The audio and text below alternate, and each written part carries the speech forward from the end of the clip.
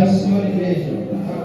Graças a Deus. Igreja, abra sua Bíblia em Mateus 23. Nós vamos aprender um pouco com Jesus. Diz assim a palavra de Deus. Então falou Jesus às multidões e aos seus discípulos. Na cadeira de Moisés se assentaram os escribas e os fariseus. Fazei e guardai, pois, tudo quanto eles vos disserem, porém, não os imiteis nas suas obras, porque dizem e não a fazem. Atam fardos pesados e difíceis de carregar, e os põem sobre os ombros dos homens. Entretanto, eles mesmos nem com o dedo querem movê-los. Praticam, porém, todas as suas obras, com o fim de serem vistos dos homens, pois alargam os seus filactérios e alongam as suas franjas.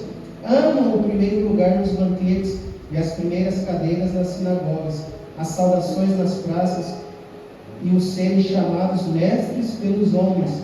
Vós, porém, não sereis chamados mestres, porque um só é vosso mestre, e vós todos sois irmãos. A ninguém sobre a terra chameis vosso Pai, porque só um é vosso Pai, aquele que está no céu. Nem sereis chamados guias, porque um só é vosso guia, o Cristo. Mas o maior dentre vós será chamado vosso servo. Quem a si mesmo se exaltar, será humilhado, e quem a si mesmo se humilhar, será exaltado. Pode tomar o seu assento glorificando a Deus. Aleluia, glória a Deus. Igreja, algumas coisas nos chamam a atenção nessa noite para nós entendermos o que Deus está falando. No texto ao qual lemos, Jesus falou que na cadeira de Moisés, no verso 3 ele fala: todas as coisas, pois, que vos disserem que observeis, observai e as fazeis, porque dizem e não fazem. São essas coisas que nós vamos meditar nessa noite. Deus falou muito forte no meu coração neste texto. Eu nunca tinha parado para analisar. E o Espírito Santo, que abre os nossos olhos, ele faz nós enxergarmos a palavra de Deus, e ela fala no nosso coração de uma maneira sobrenatural. E nós vamos trazer para a nossa reflexão nos dias de hoje o que essa palavra vai nos ensinar. Vai ser bênção. A cadeira de Moisés, igreja, que nós lemos, simboliza a autoridade dos escribas e fariseus, que foi dada por Deus para ele ensinar o povo de Deus a sua palavra, para eles interpretarem a lei e ensinar o povo. Então nós vemos aqui, a gente começa a entender que sobre a vida daqueles que creem, essa autoridade é válida para os nossos dias também.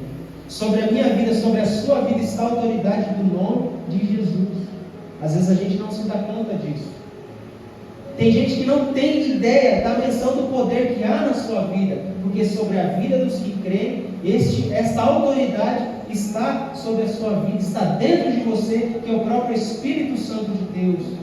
Então não fique com medo, não tenha vergonha, porque quem faz não sou eu, não é você, mas sim o Espírito de Deus que habita na sua vida. Eu abro esse aspas aqui para te dizer isso, que sobre a sua vida tem uma autoridade. Não tenha medo ao inimigo da sua alma, porque a palavra de Deus diz que é maior aquele que está conosco do que aquele que está no mundo. Então deixe a vergonha de lado, deixe o medo de lado, a desconfiança, a incredulidade, deixa tudo isso de lado e creia que na sua vida o Espírito Santo ele está habitando. E se ele habita em mim, ele habita em você, não há espaço para o medo, não há espaço para a vergonha, nada disso. Se você recebe esta palavra nessa noite, saia daqui com a sua vitória, com a sua bênção. Aleluia. Que sobre a sua vida está essa autoridade. Mas voltando para o texto, igreja, Jesus falou assim, no verso 3: fazei e guardai, pois tudo quanto eles vos disserem, todas as coisas. Jesus falou assim: tudo que os escribas e fariseus disserem, observa, guarda. Preste atenção, observa e guarda. Essa palavra, todas as coisas, é aquela palavra que Jesus disse lá em Mateus 4:4, que nem só de pão viverá o homem, mas de toda a palavra que sai da boca de Deus. De toda a palavra que sai da boca de Deus. Não é de um versículo da Bíblia, não é de um livro da Bíblia, não, é de toda a palavra que sai da boca de Deus. Então a gente começa a entender que a mesma autoridade que estava sobre os escribas, fariseus, na época de Jesus, os apóstolos, ainda está sobre a nossa vida, igreja. Você precisa ter essa fé de que a palavra de Deus, ela tem um poder tão grande, que quando você abre a sua boca para falar com as pessoas, não é você quem fala, é o Espírito Santo que fala através da sua vida. Você precisa ter essa fé na sua caminhada com Deus. Quando você toma, foi o testemunho que a nossa irmã falou aqui nessa noite, quando você toma a coragem de falar de Jesus para as pessoas, não é de você isso. É o Espírito Santo que está agindo através da sua vida. Por isso que eu estou pegando firme com o evangelismo, porque eu sei que cada um de vocês é uma arma de Deus, é uma arma nas mãos de Deus, é uma flecha na aljava de Deus. E o inimigo não quer que a gente abra a nossa boca para falar do amor de Jesus para as pessoas, não. Ele quer que a gente fique com vergonha, porque o inimigo sabe que se eu e você, a gente convidar, falar de Jesus, falar da palavra de Deus para essas pessoas, Deus tem o poder sobrenatural de transformar a vida dessa pessoa, independente da situação que essa pessoa esteja, igreja. Por isso que o inimigo não quer ver a gente evangelizando, falando do amor de Deus para as pessoas. Ele quer que a gente se acovarde. Mas Deus não vai deixar isso acontecer, porque o Espírito de Deus é maior do que o meu medo, é maior do que a minha vergonha de falar para as pessoas. Ele nos impulsiona a falar para essas pessoas da salvação que Ele fez na nossa vida, e não tem quem segura um homem ou uma mulher de Deus. Se você entender isso nessa noite, você vai sair daqui renovado pela presença de Deus, e Deus vai te usar grandemente nessa terra, para a honra e glória do Teu santo nome. Então nem só de pão viverá o homem, mas de toda a palavra que sai da boca de Deus. E quem que Deus vai usar para falar da sua palavra? Você. Cada um de nós que estamos aqui somos boca de Deus nesta geração. Quando você fala, não é você.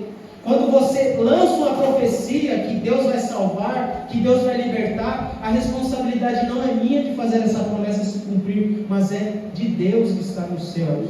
Porque se Ele falou, Ele vai cumprir. Se Ele prometeu, Ele é fiel e poderoso para cumprir aquilo que Ele mandou o seu profeta falar. Amém, igreja? Amém.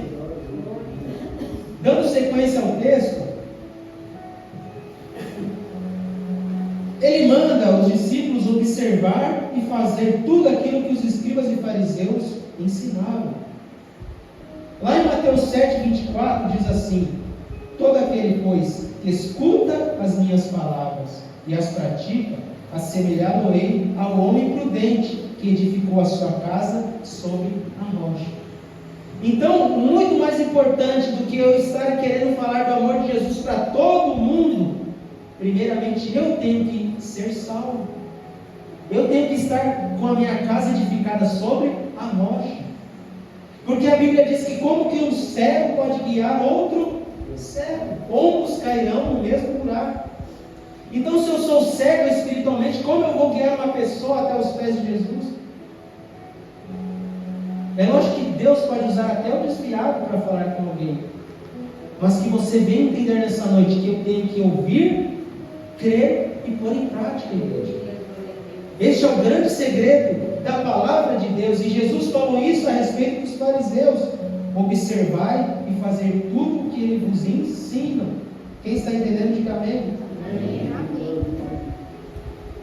Então, dando continuidade ao texto, mas olha só o que Jesus vai falar: mas não procedais em conformidade com as suas obras, porque dizem e não fazem.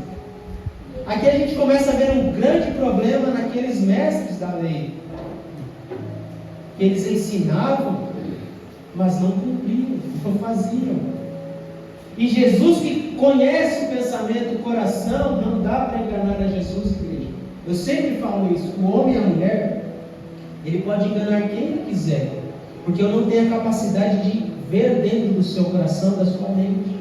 Mas Jesus, Ele sabe o que você pensa. E não foi diferente com os fariseus.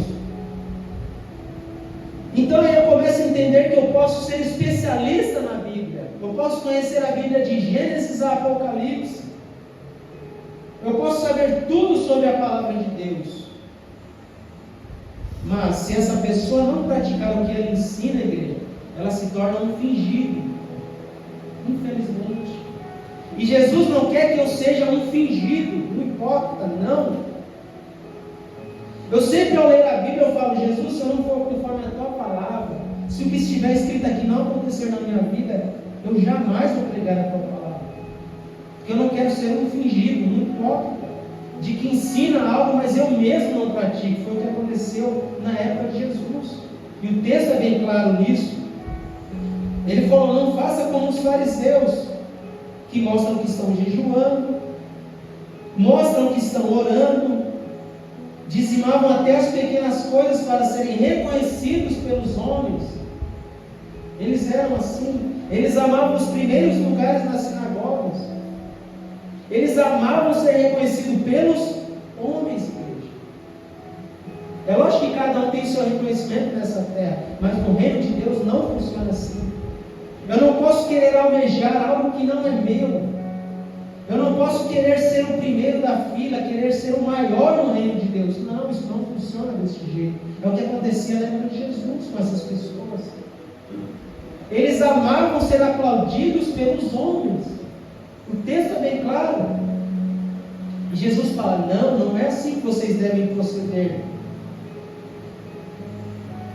Nós temos que fazer não para os homens, igreja. Porque se eu fizer para os homens vão me reconhecer. Mas se você fizer para Deus, Deus vai te reconhecer. Aí eu te faço uma pergunta, você quer ser reconhecido pelo homem ou por Deus? Você quer receber o galardão do homem ou você quer receber o galardão da parte de Deus? Eu prefiro receber o galardão da parte de Deus. Eu não quero ser reconhecido pelo homem. Eu não quero estar em primeiro lugar. Não é isso que Jesus está nos ensinando. Nós temos que fazer para Deus. Aleluia. Eu não posso fazer com interesse a obra de Deus, barganhando, não. Eu tenho que fazer para Deus exclusivamente. Tudo que eu vou fazer, eu tenho que fazer como se fosse para Deus. Até Jesus ele ressalta que os fariseus eles amavam orar na praça, para todo mundo ver eles orando. E os homens falavam, que oração linda, olha, não era só fingimento. A Bíblia diz que quando eu vou orar, eu tenho que entrar no meu quarto, trancar a porta e em secreto, meu Deus, me recompensará. Nós temos que ter esta intimidade com Deus, igreja. Eu não posso apenas almejar o que o homem me veja, não. Andar com Deus é isso. Deus tem que me ver, não o homem tem que me ver, não o homem tem que me recompensar, não o homem tem que falar, nossa, Leandro, como que você prega bem, como que você ora bem. Não! Nós temos que ser vistos por Deus, igreja. É isso que Deus quer de nós. Você quer o galardão do homem ou de Deus? Fica a sua escolha. Eu quero ser galardoado por Deus. E louvado seja Deus por isso. Mas para Ele seja honra e glória para sempre. Por que eu estou te dizendo isso? Você vai entender o mistério. Nós vivemos, infelizmente, igreja, em um contexto que as pessoas estão com aquela síndrome de Adão e Eva, de jogar a culpa no outro. Na época de Jesus era assim também. E o que aconteceu com Adão e Eva? Eles não reconheceram a sua falha. Eles jogaram a culpa no outro, no terceiro. E este comportamento ele ocorre por quê? Porque a pessoa ela não tem a coragem de assumir a sua falha. E ela quer jogar a culpa em outro. E é triste quando isso acontece. Por quê? Porque a pessoa ela foge do confronto. Ela foge do embate. Deus está corrigindo a pessoa, falando com a pessoa. E a pessoa fala, não, essa palavra não é para mim. Eu estou assim por causa de fulano, de Beltrano, por causa de A, de B e de C. Não. Quando eu entendo que eu estou errado, igreja, a palavra de Deus está falando comigo e com você nessa noite. Quando eu entendo que eu estou caminhando num caminho errado, e a palavra ela vem ao encontro, ela desvenda aquilo que está oculto, que nem eu mesmo consigo enxergar. Agora, se eu correr dessa responsabilidade e falar, não, essa palavra não é para mim, porque eu não sou assim, eu estou fugindo, Estou deixando a culpa de lado. Ou eu poderia muito bem dar desculpa, não, eu sou assim porque aonde eu fui criado foi assim. A minha família age assim, assim comigo. Eu poderia jogar a culpa em outros. Mas não é isso que Deus quer de mim e de você nessa noite. Glória a Deus. Infelizmente, nós vivemos uma geração assim, igreja. As pessoas não querem ter essa responsabilidade. Por quê? Porque dói ser chamado a atenção. Você acha que os fariseus e os escribas, quando eles ouviam essas frases de Jesus, você acha que eles ficavam humildes, alegres? Não. Eles ficavam mastigando o lábio, rangendo os dentes, querendo enforcar Jesus, querendo matar Jesus, porque Jesus sabia o que estava no seu coração. E nessa noite não é diferente, igreja. Quando a palavra de Deus vem ao meu ou ao seu encontro, nós temos que ter a humildade de reconhecer que nós precisamos melhorar. Porque Deus tem algo na nossa vida, mas este nosso comportamento às vezes impede, bloqueia Deus de nos usar nessa terra. E o que tem nos bloqueado? Não sei, você sabe da sua vida, mas a palavra de Deus nessa noite vai nos mostrar o que tem nos impedido de ser uma bênção nas mãos de Deus. E vai ser bênção, você vai ver. Um dia você vai vir aqui testemunhar: Leandro, a palavra de Deus entrou no meu coração, me transformou, e hoje eu sou uma bênção. Eu sou uma tocha nas mãos de Deus, eu sou uma arma nas mãos de Deus. Aonde eu paro, as pessoas são impactadas pelo poder de Deus. Não é obra minha, não é obra sua, mas sim do Espírito Santo de Deus. E hoje, infelizmente, as pessoas estão... Por que eu te falei este resumo sobre a culpa, sobre jogar a culpa no outro? Isso nos leva, igreja, a uma reflexão muito profunda, que muitas pessoas nos dias de hoje estão deixando de obedecer a Deus por causa da falha humana. Você vai entender o mistério. E sabe o que é pior? As pessoas falam da falha do outro, mas de fato o outro é um espelho de mim. Por isso que eu falei para você da culpa. Muitas pessoas hoje não fazem a vontade de Deus, abandonam os caminhos do Senhor porque eles olham a falha do outro. Mas quando eu olho a falha do outro, eu estou falando de mim mesmo. Quem entendeu? E quando eu tenho este comportamento de não assumir a minha culpa, eu jogo a culpa no outro, porque o outro é assim, assim, assado. Deus não acha em mim espaço para habitar e fazer a morada e fazer uma obra sobrenatural. Ele não acha espaço. Sempre quando eu olho a falha do outro, eu me esqueço das minhas falhas. Sempre. Aprenda isso. Sempre quando eu vou falar mal de alguém, é porque não é essa pessoa que eu estou falando de mim. É assim que o ser humano funciona. Lá nos estudos eles chamam de psicologia reversa. Mas para você entender, quando eu olho a falha do outro, é porque eu estou falando de mim mesmo. Se a pessoa falar: nossa, como o Leandro prega mal, não sei disso, brincadeiras à parte. Mas não é porque eu prego mal, é porque a pessoa enxerga em mim a falha dela. Quem entendeu? Amém. Se uma pessoa chegar e falar: nossa, como o Leandro toca mal, misericórdia, Jesus, é porque ela fala de uma falha dela. Eu citei alguns exemplos básicos para você entender o reino de Deus nessa noite. Abra sua Bíblia em 2 Timóteo e deixa aberta.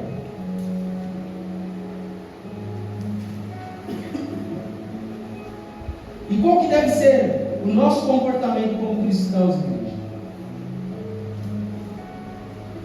Nós temos que praticar e compartilhar daquilo que nós recebemos, ensinar as pessoas e repreender com amor essas pessoas. Porque infelizmente, igreja, nós somos falhos, pecadores. Eu vou errar, você vai errar. As pessoas vão errar. Não cabe a mim, não cabe a você olhar a falha dessa pessoa e querer ficar julgando. Não. Quando eu agir desse jeito, que eu olho a falha do outro, eu estou falando de quem? Estou falando de mim mesmo. O que a Bíblia nos ensina? Nós temos que repreender com amor. É o texto que nós vamos ler agora. 2 Timóteo 2,24. E ao servo do Senhor não convém contender, mas sim ser manso para com todos, apto para ensinar, sofredor, instruindo com mansidão os que resistem, a ver se porventura Deus lhes dará o arrependimento para conhecerem a verdade e tornarem a despertar, desprendendo-se dos laços do diabo, em que a vontade dele estão presos. Qual que é a atitude do crente, do homem de Deus, da mulher de Deus, quando ele vê uma pessoa falhando? Não cabe a mim ficar falando da falha dessa pessoa, igreja. Não. Eu falei agora há pouco, te expliquei agora há pouco, qual que é o comportamento do homem e da mulher de Deus? Você tem que ser paciente. Você tem que conversar com essa pessoa com amor, com paciência, para ver se Deus derrama da sua misericórdia sobre essa pessoa, e Deus o livre. Agora, se eu chegar chutando o balde, dando aquela bronca dessa pessoa, você acha que a pessoa vai me ouvir? Não vai, gente. Você vai arrumar uma briga tremenda. O texto que nós lemos disse que nós não devemos ser, olha só, e ao servo do Senhor não convém contender, mas sim ser manso. Este é o padrão que Deus quer de mim e de você. E o que acontece quando eu julgo ao outro? Eu esqueço de julgar a mim mesmo. 1 Coríntios 11:30.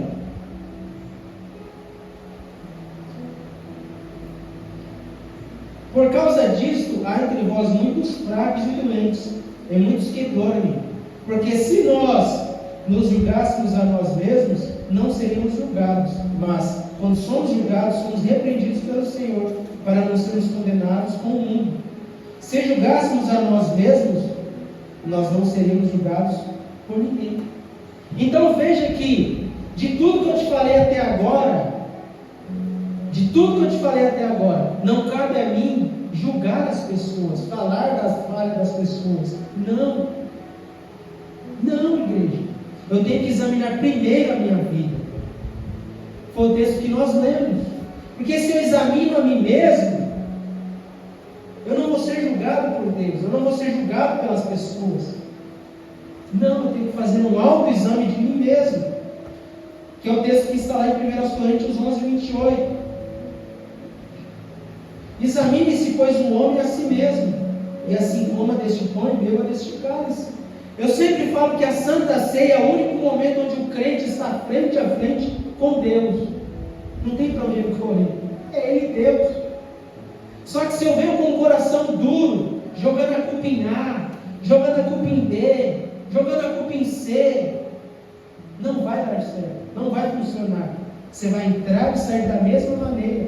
Mas agora, quando eu tomo este ato de humildade e falo, Jesus, eu preciso melhorar. Irmãos, Deus faz a obra, Ele faz. Não sei como faz, como funciona, mas Ele faz. Ele tem o poder de transformar a vida de um homem e de uma mulher. É um poder sobrenatural que é inexplicável, igreja. Mas isso acontece quando você, nós reconhecemos, fazemos este autoexame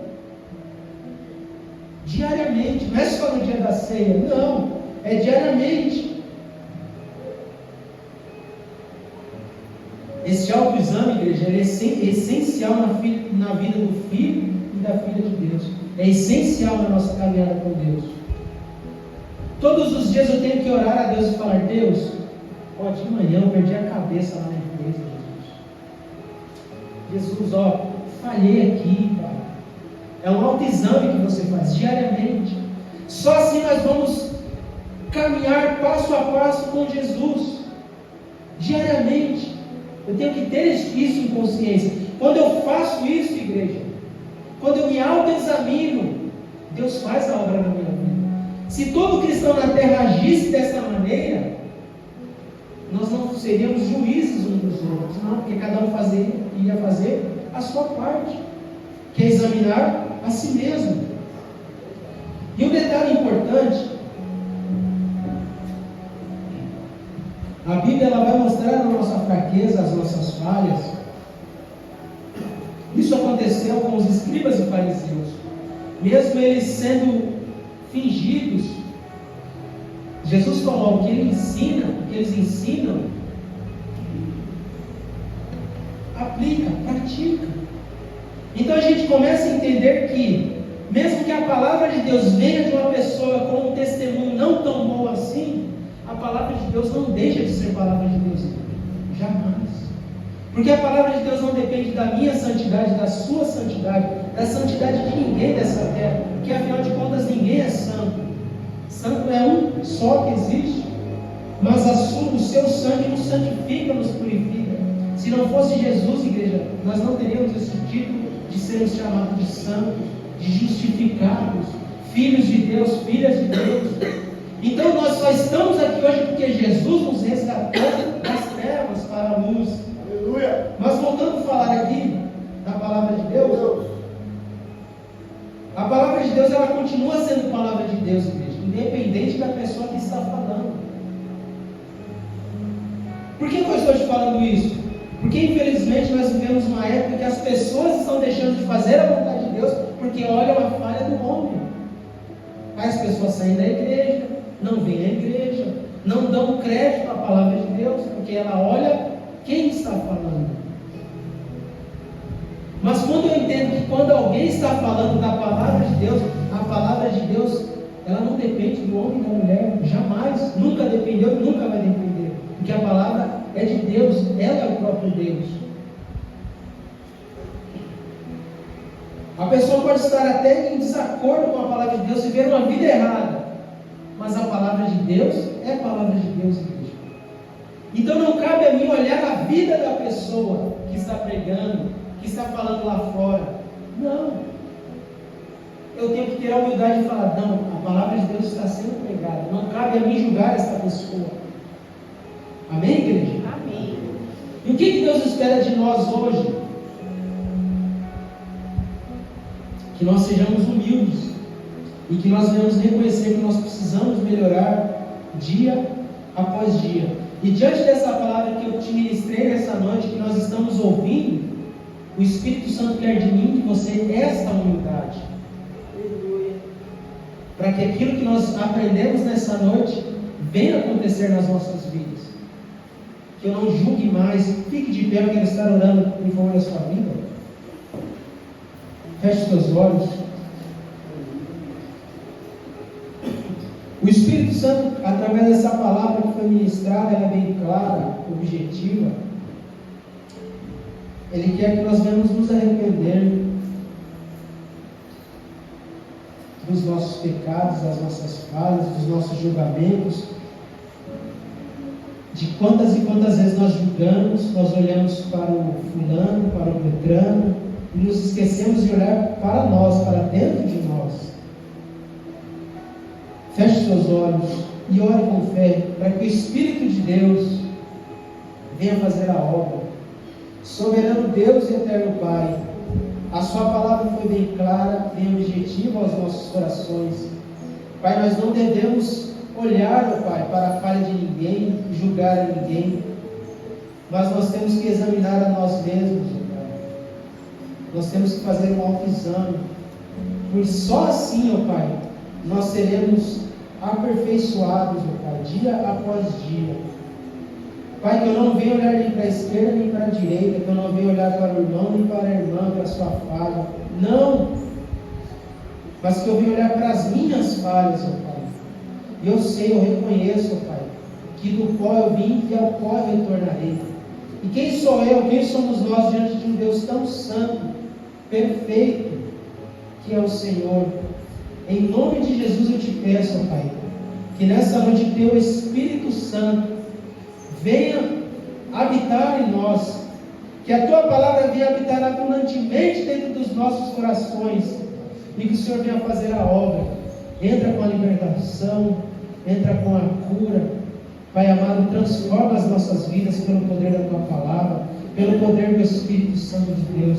Pai amado, eu sei que o Senhor já está aqui neste lugar, que a nossa vida venha sair daqui transformada, que eu não venha sair do mesmo jeito que eu entrei, mas que eu venha sair daqui transformado, regozijando, alegre na sua presença, a alegria da salvação. Deus, em nome de Jesus eu te peço, que eu sei, Pai, que o Senhor pode fazer.